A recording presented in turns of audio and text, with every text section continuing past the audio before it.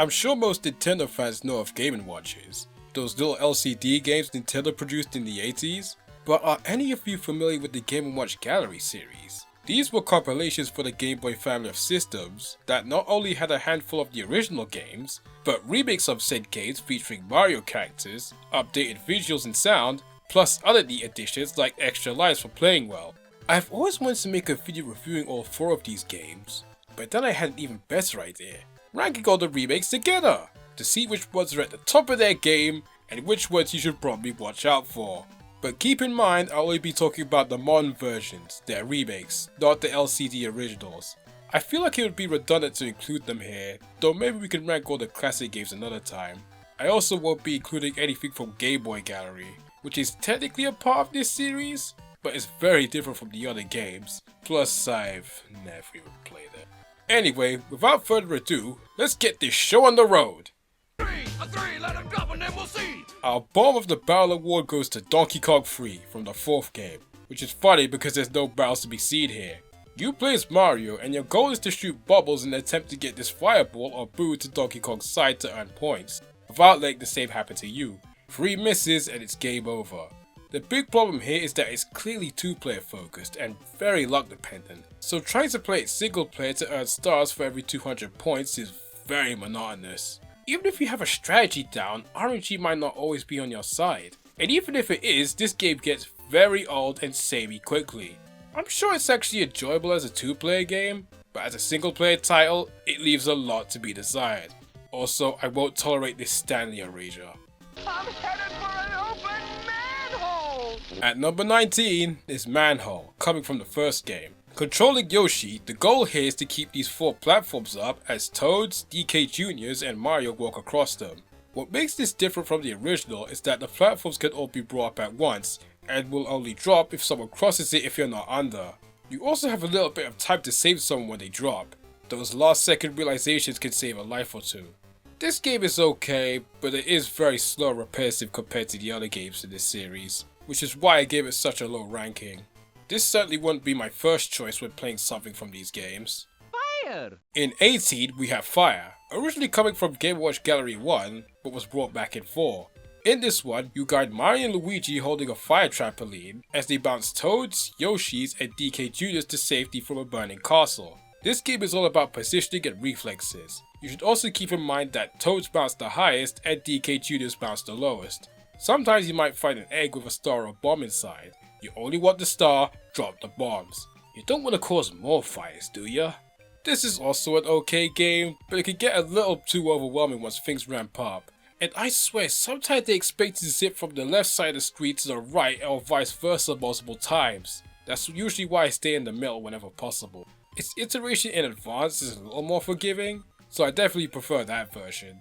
I also like the shifts in time of day every 200 points. It's the tomato sauce factory. Next in 17, we've got Mario Cement Factory from 4. Though the cement has actually been changed to cookie dough in this modern version, so it's an artifact title. This is a game where you move between 4 funnels and empty them when the dough comes down to earn points.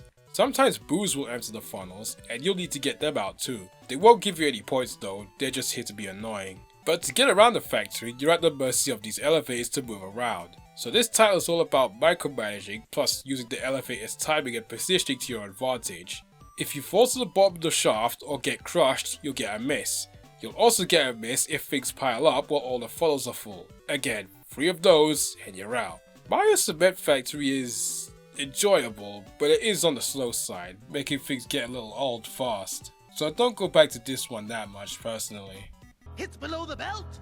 In Sweet 16, it's Boxing, also from 4. This is another 2-player focused game.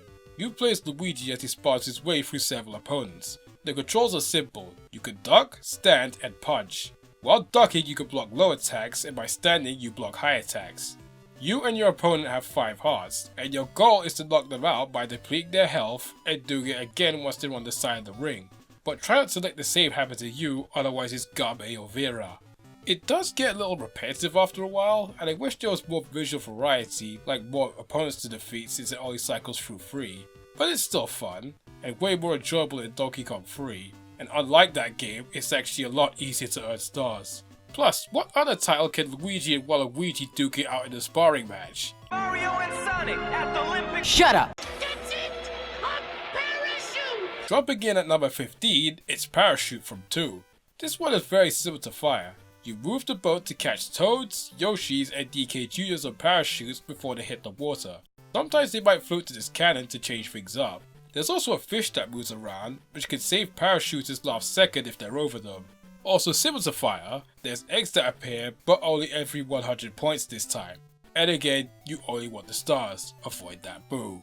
This one can also get a little overwhelming when things ramp up, but this game is just a better version of Fire in my opinion, and I love the music that plays in this one.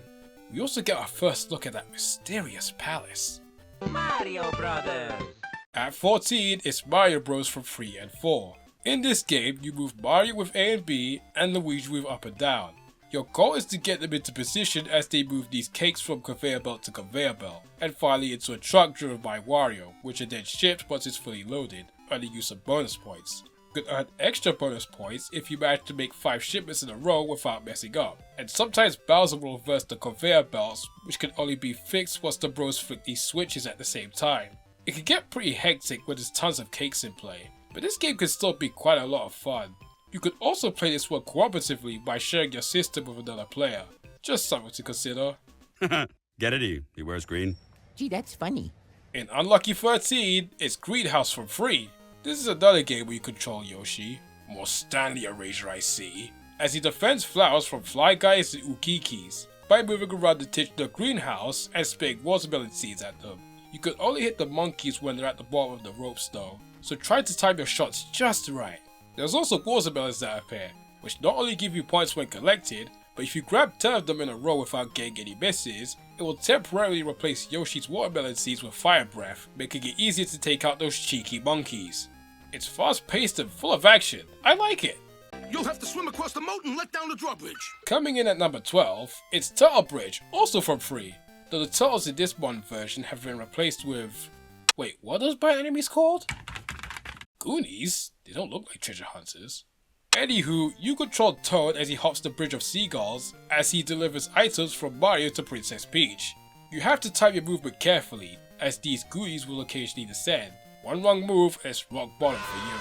There are coins you could collect for extra points in the middle, and the more successful deliveries you make without getting a miss, the more valuable your item will be for more points. Things will also get more frantic as you go on, with the goonies descending more frequently, the platform in the middle getting replaced with ones that drop faster, and Peach dipping for no good reason. Come on, do you want this stuff or not? Modern Turtle Bridge, despite the lack of loggerheads, is quite enjoyable. Not bad for the only game in the series where you play as Toad.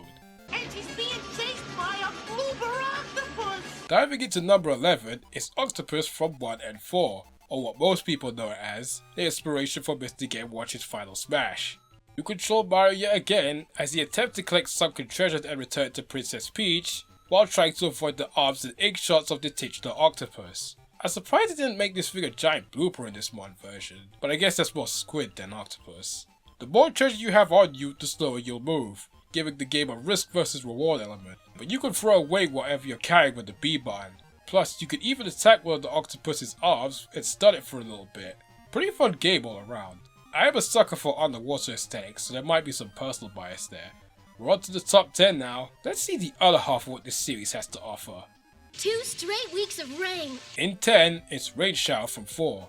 Another game where you control Mario, as he moves characters on this clothesline to prevent them from getting hit by these water balloons tossed by Bowser. Every balloon of a certain color always lands in the same place, so that can help in knowing how to position things when a certain one appears. Bowser also rarely tosses out moons, which actually give you points when collected. Get 5 of those, and you can attack him for some bonus points.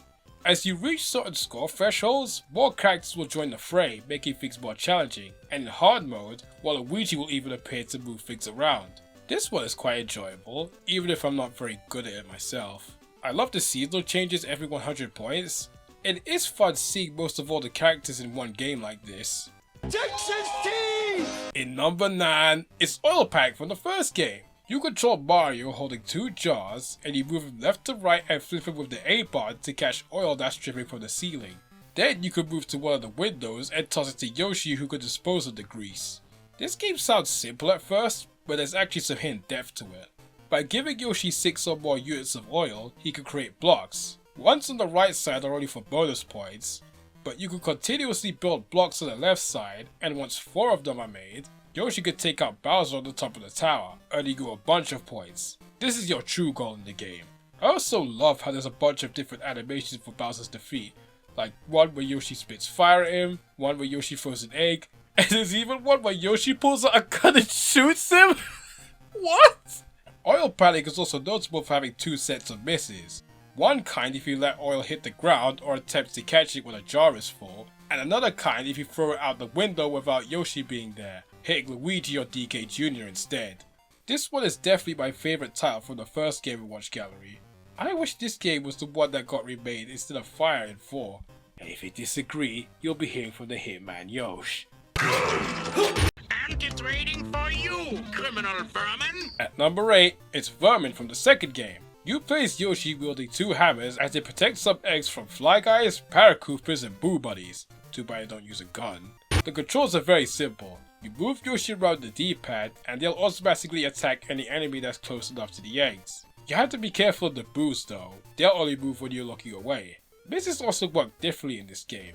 You'll only game over if an egg gets attacked 3 times, so it's like each Tamago has its own set of misses.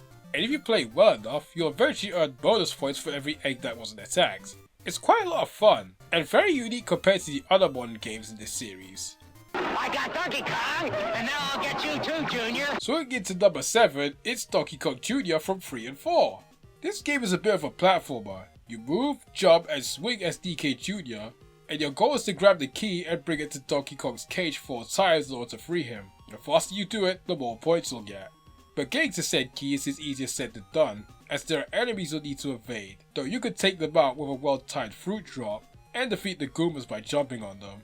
There's 3 stages to sway between, and the game can get pretty exhilarating to play, with it getting more difficult as you go on. It's also nice to be able to take control of Junior for once, instead of seeing him as an NPC in some of the other modern games. Fireballs, yum! At number 6, it's Ball from the second game. Your goal is to juggle 2 balls, or 3 if you're playing hard mode, and see how long you can go without dropping any. I realized what I just said. There's also coins you can collect for bonus points, which appear depending on the difficulty. Speaking of difficulty, this game might just be the hardest of the bunch, because if you mess up just once, that's an instant game over. This game doesn't have misses like the original, probably because it was the first one ever made. Another thing that makes this game unique is that it has no super hard mode. Most of the modern games have an even harder difficulty that could be unlocked by scoring over 1,000 points. Ball lacks that, but in its place the game has 4 different characters with their own themes and difficulties. Yoshi's being the easiest and Bowser's being the hardest. And fun fact, while I was doing research, I found out there was a Peach theme planned, but was scrapped. You can still play it through the use of cheats, though the visuals are very glitchy. This game is very fun and unique. The music that plays in it is also incredibly catchy. Oh, and there's that palace again. I also appreciate the Wireland reference in the Wario theme, with him using a wandering goom as one of his balls. We're on to the top 5 now, the games that are the cream of the crop. Starting with... In number 5, it's Donkey Kong from 2 and 4. The premise is very similar to the arcade game it was inspired by. You guide Mario to the top of the level 4 times to bring down Donkey Kong. Similar to DK Jr., the faster you do so, the more points you'll get. But getting to the top will have you jumping over barrels, flicking switches, and even stomping Koopas. Also similar to Donkey Kong Jr., the game has 3 levels, which again get harder as you go on. And even though these 3 levels are mostly the same with different coats of paint, and the fact this game only has 1 music track, I find myself going back to this one more than Jr. I personally think this is a more enjoyable game. Oh yeah, we can see the palace in this one too. Watch your head. At number 4, it's Helmet from 2. Just a heads up, you might see a lot of games from the second title in the top spots, since 2 is definitely the game I played the most. Anyways, you control Mario yet again, though you could also play as Wario if you purposely let yourself get taken out at the start of the game. What weird ways to switch to an alternate character. Your goal is to avoid falling objects and get through the door once it's open. You can also make coins appear by touching these switches. Similar to Octopus, the more cash you have on you, the slower you'll move. You could also get a star at the door if you collect 50 coins without getting a miss, giving you a bunch of points. You'll move on to a harder stage once you reach 500 points, and an even tougher stage with whomps and lava bubbles if you reach 1000 points. Also, there's the palace again! Okay, real talk, what's the deal with this palace? I wanna know what this is! But back to the game itself. This one is definitely one of my favorites, and not just because Wario's playable in it. The music is really nice too. I really like the track that plays in stage 3 especially. Fire! In number 3, it's Fire Attack from Advance, the 4th game. Not to be confused with plain old Fire. Wasn't that the controversial one that had to be censored? Oh jeez. Yes! Yes it was!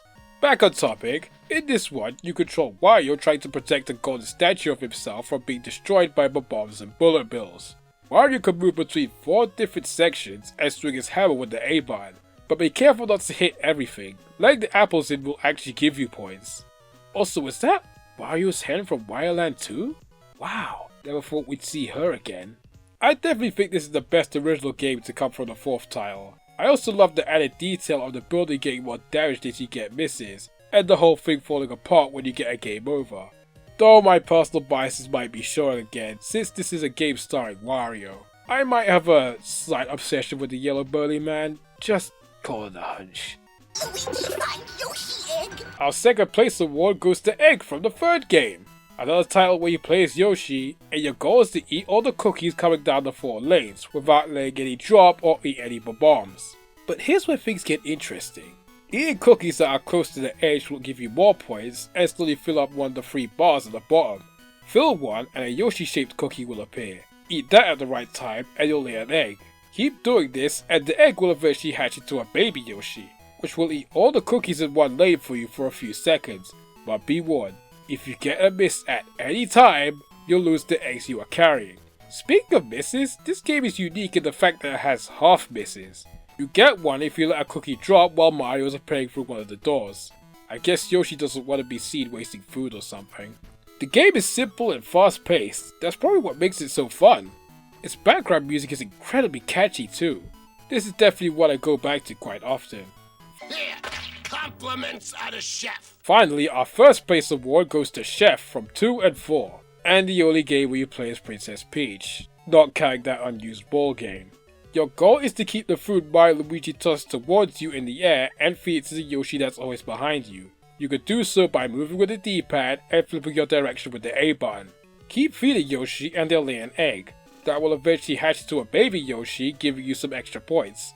But be careful not to feed the Yoshi burnt or undercooked food, they'll downgrade if you do so.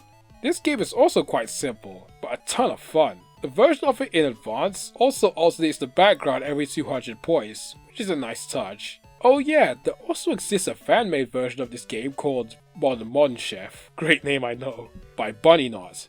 I normally don't talk about fan-made content on this channel, but the quality of this thing cannot be ignored, so check it out if you're curious.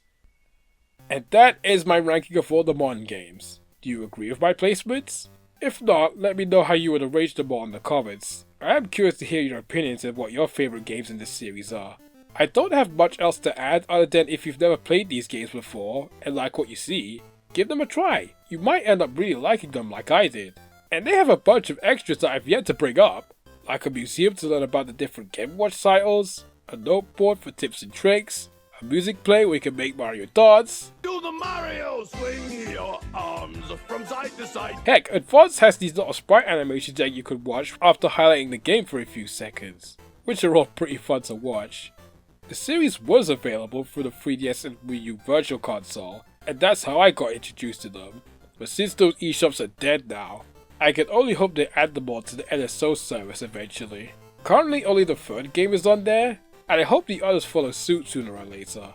But I get the feeling it'll take a while. You know how Nintendo was with their drip feed mentality.